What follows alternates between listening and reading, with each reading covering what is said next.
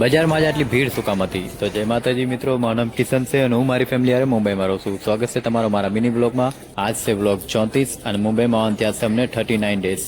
તો સવારમાં ઉઠીને અમે જઈ છીએ દુકાન લગાડવા અને આજ જામુન ટાઈમ સે આવી ગયા હતા, તો અમારે અલગ અલગ જવાની જરૂરત નથી. અમે બધા ભેગા ભેગા જ જઈ છીએ જામુન લઈને અને પછી જગા ઉપર પોગીને અમે ફટાફટ સામાન લઈ આવી છીએ દુકાન લગાડવા માટે. અને આજના જામુનની ક્વોલિટી કાંઈક આવી રીતની છે. મને તો સાઇઝ અને ક્વોલિટી સારી લાગી. બાકી તમને વિડીયોમાં કેવા લાગે છે કમેન્ટમાં બતાવજો. અને પછી માલ લગાડીને અને જામુનમાં ધૂપબત્તી કરીને હું થોડીક વાર રાઉન્ડ અપ કરવા વ્યૂ જાઉં છું. અને ભાઈ રાઉન્ડ અપ કરતા કરતા હું જોઉં છું કે આગળ બહુ વધારે ભીડ જામી હતી. તો પહેલાં તો મને લાગ્યું કે કોઈક માણા બાઈ જાય છે, તો એટલે મેં નજદીક જઈને જોઉં છું. અને નજદીક ગયા પછી મને ખબર પડે છે કે આ કોઈ માણા બાઈજા નતા.